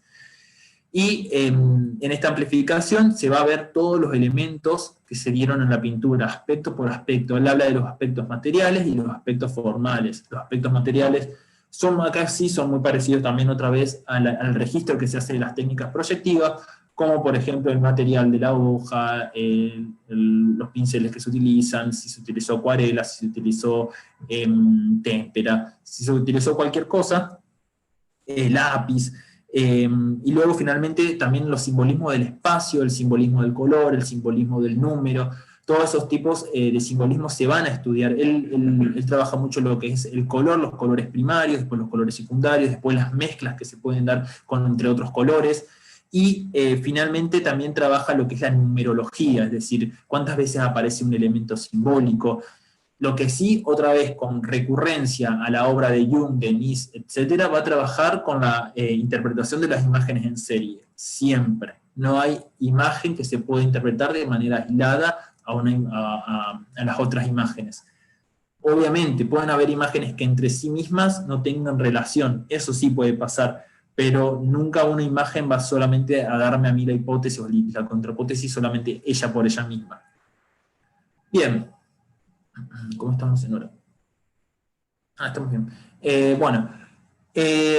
Después, cuando yo trabajo los otros autores es principalmente, tenemos a Yolande Jacobi, Yolande Jacobi es bastante reconocida en el ámbito de lo artístico, es una lástima que se haya perdido lo que es su libro, que es la interpretación de las pinturas. Ella justamente fue la formadora de varios de los post-jungianos, en cuanto a la interpretación de pintura. ¿Viste? Vieron que hoy cuando le estás hablando de Furth justamente se había formado con Jacobi, aunque él tiene varias diferencias teóricas con Jacobi, él se había formado con ella, por ejemplo. Bueno, me parece una autora que tiene un libro que está escrito en alemán, que es prácticamente inconseguible, y bueno, pero lo de ella, lo que yo trabajo de ella es lo que trabaja en el libro de la introducción Introducción a la psicología de Carl Gustav Jung, donde trabaja el proceso creador y es de manera muy fiel a Jung, es decir, ella divide las ambas vías, habla de lo que es el sujeto creador que tiene que estar por separado de lo que es la obra de arte, la importancia de diferenciar lo que son las funciones. Esto siempre hacia la pregunta de, bueno, las funciones psíquicas, ¿se van a expresar en la pintura tal como las personas lo tienen? No, porque tranquilamente puede estar la compensación en ese sentido. Bien, Yolande Jacobi. Después trabajo con Jacobson y Medger, que son dos autoras que se encuentran en el encuentro con la sombra. Ellas trabajan particularmente lo que es la imaginación activa, que en realidad uno podría decir que es un sueño dirigido por un lado y por otra parte lo que es la meditación guiada.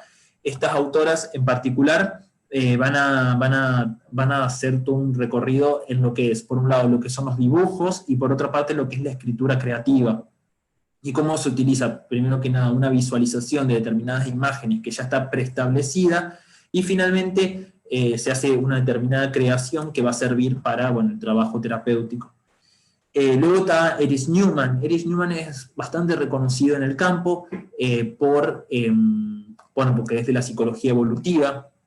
Dentro de la psicología analítica es la psicología analítica evolutiva. Este autor trabaja principalmente en arte inconsciente creativo, uno lo va a encontrar.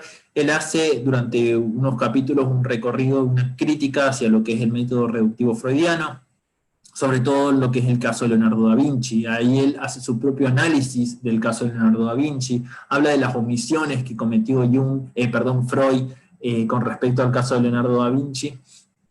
Y bien, y después trabaja todo lo que es el arte en la época. Junto con Jung va a trabajar esto de la conciencia de la época, lo va a hablar como canon cultural, va a hablar del espíritu de la época o de la expresión del inconsciente colectivo, y va a ver cómo el artista en estos periodos va pasando de un momento a otro. Y además que le va a agregar otros periodos también Newman. Creo que este autor es bastante relevante también para la temática, pero bueno, como yo tuve que seleccionar determinados autores, tuve que situarme más que nada en autores clásicos en ese caso, y tuve que dejar de lado autores que se estaban repitiendo o autores de otras escuelas. Otro autor que incluí también es López Pedraza, que es un autor de la psicología analítica arquetipal. Este autor principalmente tiene varias bibliografías, pero yo me concentro en lo que él trabaja en una revista en particular, a partir de un artículo, donde él se enfrenta más que nada en lo que también otra vez el espíritu de la época, la importancia del arte en la época, y él hace una diferenciación muy grande acá, es decir, por un lado son las creaciones de los pacientes, eso no es arte. Lo que sí es arte es lo que hacen los artistas en la creación de la época. Y esto es algo que se podría discutir claramente, porque después tenemos a un Anís, que esas personas que uno considera que no son artistas, se crean su propio museo, que venden sus propias pinturas, que reciben las críticas del arte, como por ejemplo de Mario Pedrosa, etc. Y también le critica a Jung algunos postulados, como por ejemplo que él no había abordado lo inconsciente colectivo, no había abordado qué características tiene el inconsciente colectivo. Sin embargo, Jung lo aborda, como ya habíamos visto. Él como que dice que Jung se vuelve muy personalista, que solamente él cuando interpreta a Picasso, en un momento solamente se basa en el mecanismo compensatorio que Picasso tenía personalmente, pero no sobre el espíritu de la época. Bueno, todo eso más que nada era, a mi parecer, y según lo que yo leí, es erróneo esa crítica que se le hace. Pero sin embargo tiene cosas muy, muy buenas. Él trabaja en ese momento a Velázquez, si no mal no recuerdo, sí, creo que a Velázquez en esa revista, interpreta un poco de la obra de Velázquez. Bien. Ya rápidamente, como para pasar a algunos de los resultados y para reafirmar algunas cosas, como fuimos viendo, el arte es una herramienta o técnica terapéutica, en algunos casos se utiliza a partir de diversos momentos específicos, es decir, como estábamos hablando de Furth o como de Abet, también, bueno, los diferentes momentos, también la importancia que trae el arte como herramienta o técnica terapéutica, en tanto el posicionamiento activo, en tanto la expresión del proceso de individuación,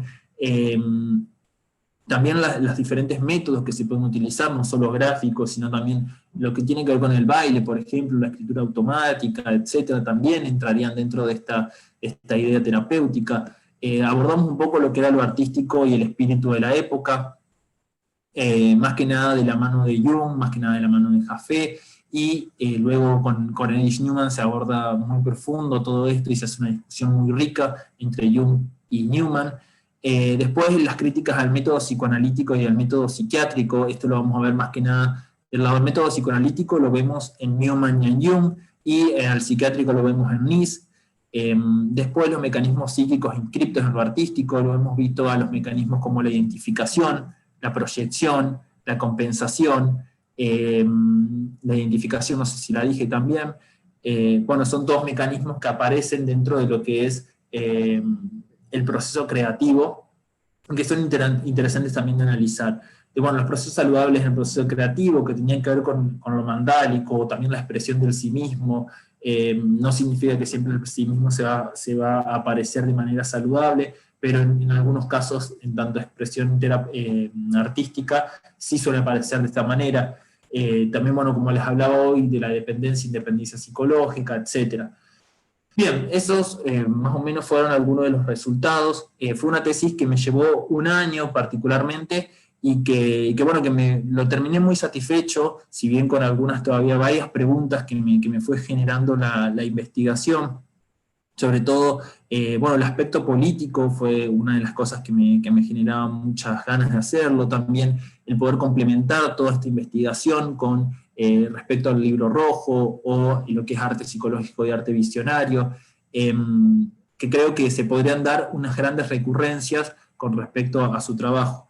Así que bueno, primero que nada les quiero agradecer por la atención que han estado prestando. También por la paciencia, espero no haber sido aburrido, espero haber sido un poco ameno y que les contribuya en alguna parte de lo que ustedes están formando.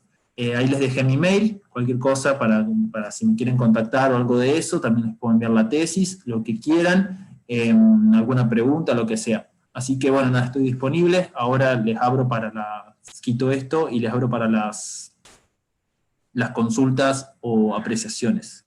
¿Cómo? Perfecto. Primero que nada, agradecerte, Fran, como siempre, estuvo excelente. Yo ya lo escuché como 5 veces y siempre aprendo algo nuevo. El repaso que hace tanto, sobre todo lógico y no cronológico, entendiendo esta idea de la contradicción y reescritura permanente de Jung, es sumamente interesante, porque lo cronológico, como bien explicó al comienzo, no haría justicia de lo vivo que es el pensamiento junguiano, ¿no? O sea, junguiano en el sentido de él reescribía sus ideas, él revisaba sus concepciones, él se fijaba de nuevo si le podía ver desde otro lugar el mismo aspecto. Entonces, hay mucha reescritura de Jung en eso y mucha crítica de él mismo sobre aspectos que él daba como conceptos cerrados. Eso como primero. Entonces, este abordaje lógico que haces es súper rico, destacando siempre también los años, porque es importante decir, bueno, pensaba esto en este momento, lógicamente evolucionó o no, porque también muchas veces retrocede. Eso es lo más interesante de Jung, que no es un pensamiento que solo va hacia adelante, o sea, no es una sola direccionalidad, ¿no? Él avanza y a veces tiene que retroceder y retrocede con total naturalidad, no es que es una vergüenza ni nada por el estilo. Eso por un lado.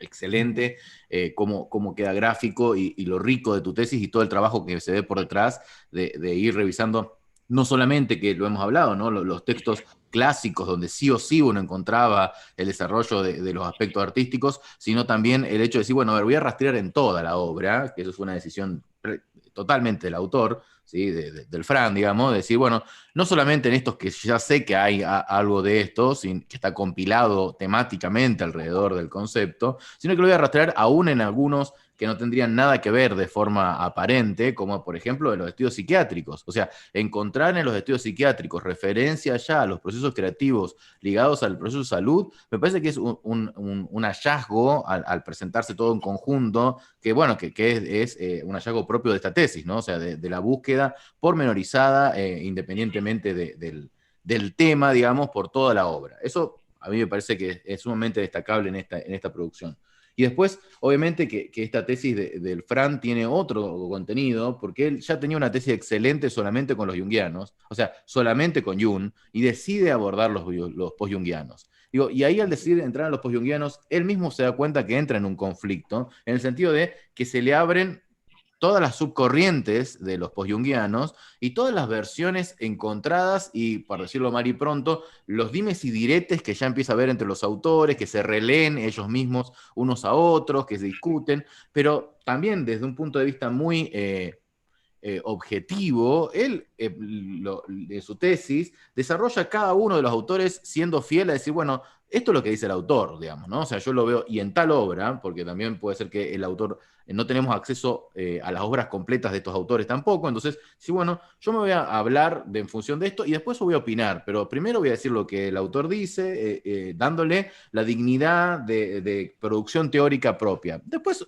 uno puede estar de acuerdo o en desacuerdo, entender que hay una mala lectura, como en algunos casos entendemos ambos que puede haber en algún autor, pero reconociéndole que aunque haya una mala lectura en algún punto de la obra de Jung, o una lectura diferente o forzada, porque por ejemplo en Pedraza se nota mucho esto de que él en algún punto, como tiene una idea muy específica de lo colectivo como primario, como esencial, fuerza la idea, los planteamientos de Jung para decir, no, bueno, es un individualista, no trabaja lo colectivo. Y no es cierto, porque realmente no lo es, pero bueno, está bien, tiene otros aportes en otros planos.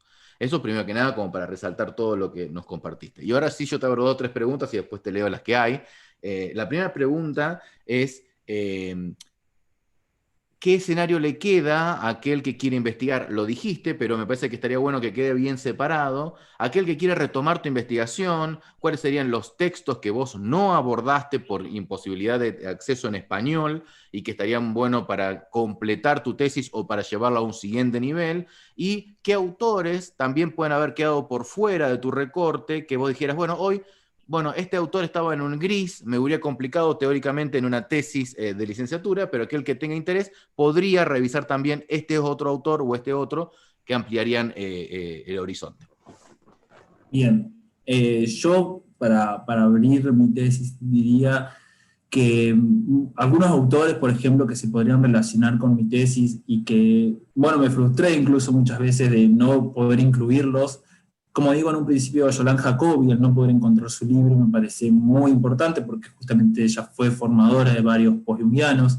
También me parece Bonfrance, una cara bastante importante con respecto a los procesos creativos, sobre todo también con lo que tiene que ver con la imaginación activa. Bárbara Hanna, también en este punto es bastante importante.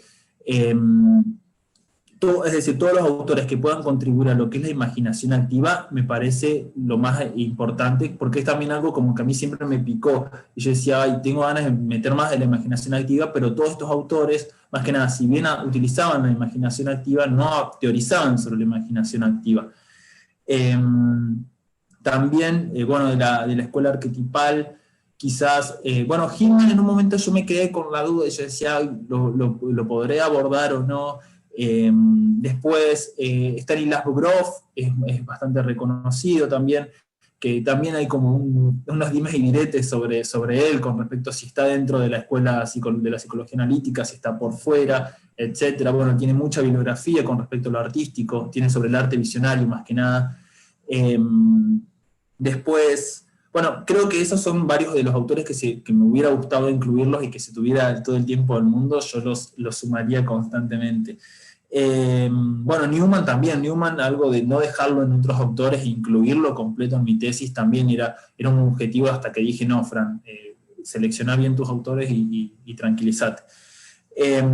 Después, cuando algunas líneas de investigación que me parecerían fructíferas tienen que ver, por un lado, con lo que son las funciones psíquicas, que si bien vemos un abordaje de Jacobi o algunas opiniones con respecto a eso, después tenemos a una Beth que también habla mucho de las funciones psíquicas y la importancia de las funciones psíquicas a la hora de crear. Entonces sí me parece bastante importante con su relación con tipos psicológicos, que tipos psicológicos a mí me parece es como la obra que a Jung le abrió la cabeza y dijo, tengo que hablar de arte, porque fue la obra en la cual él empieza a trabajar con todos los teóricos del arte, que ahí yo vi una pregunta sobre Schelling o Heine, es Schiller, ahí lo escribo, son todos trabajadores del arte que le abren la puerta sobre empezar a hablar de lo artístico. Y recién ahí, en 1922, es cuando habla por primera vez de lo artístico, más que nada más centrado en realidad en el arte. Bueno, después también otra línea de investigación que me parece importante tiene que ver con lo que ya dije, que también me hubiera gustado, juntarlo con lo que es el Libro Rojo, la indagación en arte psicológico y arte visionario, si es la misma visión que tiene con respecto a todas las visiones que venía trayendo, y lo tienen en arte psicológico y arte visionario. Él ahí analiza en Nerval. Después, bueno, las obras, bueno, Recuerdos, Sueños y Pensamientos no tanto, porque tampoco es algo muy fiel de él, pero sí me parece importante para incluirlo también en estas convergencias. La línea también, algo que me hubiera gustado mucho, por ejemplo, es también con otros autores que van más allá de la psicología analítica. Un autor que yo empecé en realidad leyendo sobre el arte de él, que fue Vygotsky. Vygotsky es alguien que me parece bastante relevante en la temática, porque incluso él tiene muchas afirmaciones que uno diría es muy parecido a lo que estaba abordando Jung en ese momento. Él hablaba de la Rusia, de la época política de Rusia y cómo de alguna manera se utilizaba el arte justamente a partir de esta conciencia de la época, pero también el arte cómo servía de alguna manera como parte de revolucionario. habla también sobre los procesos creativos, siempre más que nada sobre la forma en la que escribía Vygotsky en ese momento. Después, otros autores, por ejemplo, ¿cómo es que se llama? Bueno, el psicoanálisis, se pueden encontrar millones de autores que están dentro del psicoanálisis que trabajan con lo artístico, que también se pueden generar así debates muy ricos. Así que bueno, no me quiero extender demasiado y eso. Perfecto. Hay otro tema que es que justamente vos hablabas de la imaginación activa y la aplicación clínica, y aprovecho también para darle lugar a otro de los investigadores de nuestro espacio, que es Nerina Domínguez, que está haciendo justamente su tesis de licenciatura en este momento, está terminando, ligado justamente a la imaginación activa hoy en la psicología analítica, en la praxis de los psicólogos argentinos. Ustedes ya tienen un análisis de decir, bueno, esto es lo que planteaba Jung, esto es lo que se está haciendo hoy, y está trabajando con referentes para hacer ese rastreo. Me parece que era una oportunidad linda para también que se vea que las líneas de investigación, por una cuestión de interés, van sucediéndose unas a otras. Me parece que es súper interesante eso. Leo alguna de las preguntas que ha habido aquí. Denme un segundito, porque el chat está, ahí está. ¿Quién habló de las omisiones en el psicoanálisis de Da Vinci? ¿Newman? Sí, Newman. Se escribe, creo que era así el nombre. Ahí lo escriben. Exactamente, así es. Lo que dice Newman en particular sobre eso es que, es decir, Leonardo da Vinci tenía muchos escritos sobre su vida y sobre sus fantasías o sobre sueños que había tenido, etc.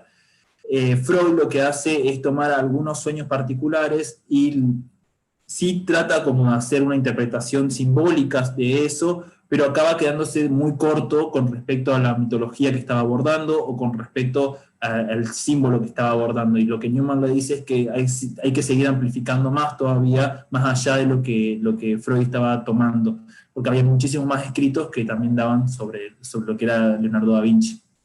Eso. Hay una pregunta de Fabiana, en realidad es una afirmación, dice, los niños hacen en sus primeros dibujos, las radiales, si habrá coincidencia en que la adultez se incline tanto a los mandalas. ¿Querés contestarla tú? Los niños hacen en sus primeros dibujos las radiales. No sé. Bien. Puede ser una pregunta de investigación eso. Tiro una línea si querés para darte una mano ahí. Hay algunos autores que plantean que lo evolutivo y lo filogenético van de la mano, y uno podría encontrar que el primer dibujo posterior al dibujo de manos que uno encuentra desde el Paleolítico a la fecha, son los dibujos radiales. Por lo tanto, uno podría pensar que ya en el origen de la humanidad como tal, o de la abstracción como tal, ¿no? Recuerdan las figuras de manos como primera figura, y luego vienen figuras con formas geométricas, ¿sí? Círculos, cuadrados, o triángulos, y posteriormente formas humanoides, ¿sí? Que el hombre de palotes, digamos, ¿no?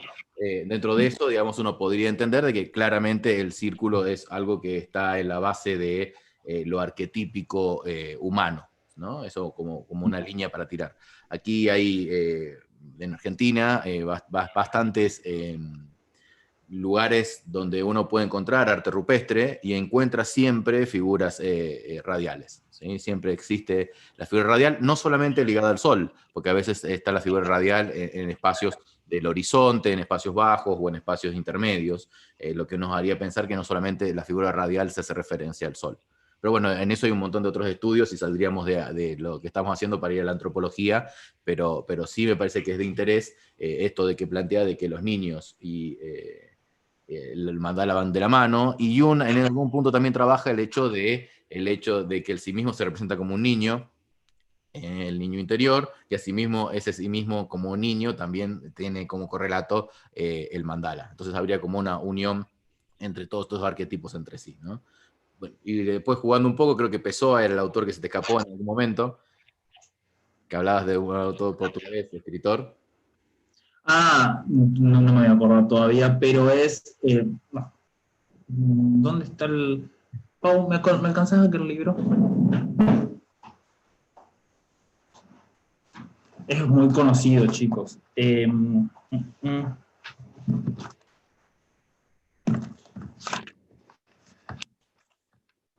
Bueno, Bueno, y también con respecto a lo del arte rupestre que estabas hablando, Santi, bueno, el texto ese de Daniela Jaffe me parece bastante importante porque ella habla incluso del círculo, cómo se va trabajando en la época, y también trabaja con la piedra, que la piedra como símbolo vivo, como símbolo también del cinismo, y todo desde los principios de la humanidad. Newman también tiene el libro Orígenes de la Conciencia, algo así, de Orígenes de la Conciencia, y también el del arquetipo de la madre, en el cual trabaja también todo un trabajo del arquetipo de la madre desde sus inicios, y cómo también las imágenes o las esculturas eran más bien gordetas, más de redondo. A ver, ¿dónde lo habré estado? Se van a burlar cuando les diga el nombre, porque van a decir, pero ¿cómo no se va a acordar? Mientras voy aprovechando, si alguien tiene alguna pregunta puede aprovechar y ponerla en el chat, así vamos aprovechando para ir adelantando, aprovechando el tiempo del disertante. Si alguien se anima a hacerlo de forma verbal, pone la manito y ahí nomás le abrimos el micrófono para que pueda hacerla de forma presencial.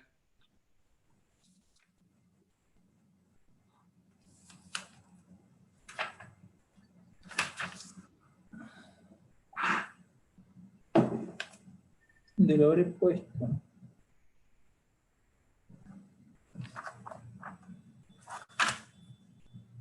Agradece tu trabajo, Fran. Excelente trabajo. Gracias. Muchas gracias. Por aquí Fabián también, excelente, muy claro y concreto. Muchas gracias, te van agradeciendo tu disertación.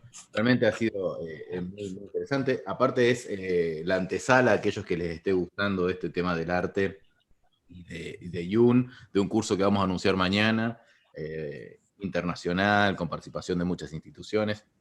No adelanto mucho porque si no me retan, el día es mañana, donde va a salir toda la información como debe ser, pero les aseguro que realmente es un espacio que no ha habido por ahora como oferta académica. Cande te dice que es muy bueno, un placer escucharte, como siempre apasionante en la temática. Gracias. Hermosa exposición, dice la Sabri. Gracias.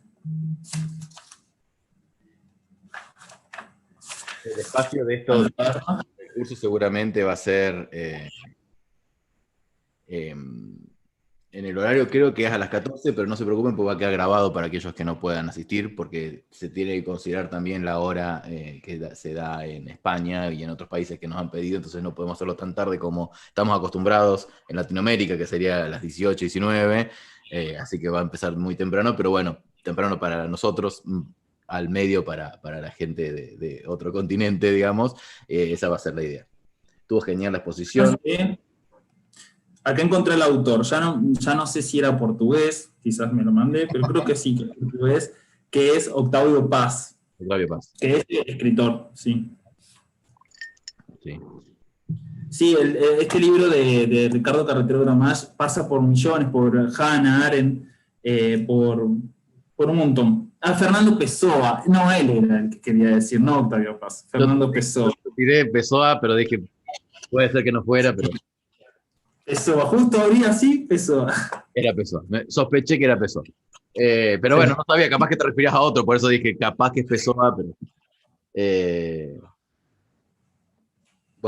Bueno, estamos todos más que agradecidos, me parece, y ya creo que ha sido también mucha información. Queda abierta la posibilidad de contactar con el autor, con el licenciado Fierro, y acceder a su obra, a su tesis, ¿sí? A partir de su mail. ¿Sí? Y bueno, y él ha estado también trabajando, inclusive, dirigiendo otras tesis, entre ellas la de Neri, así que también aquellos que estén ligados a la investigación saben que pueden contactar con él para tener referencias o algún tipo de consejo.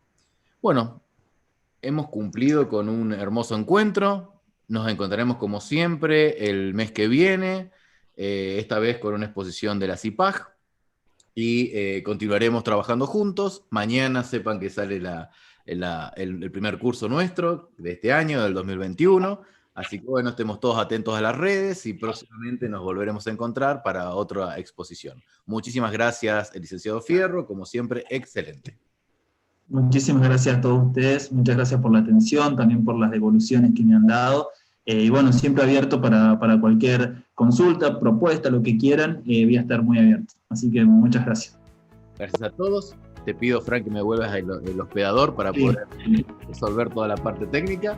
Y nos estaremos viendo entonces próximamente, el viernes del mes que viene, para un nuevo. Les deseo entonces un buen fin de semana a todos. Que descansen bien. Chao, chao. La excelencia es un hábito. Gracias a ti. Ustedes.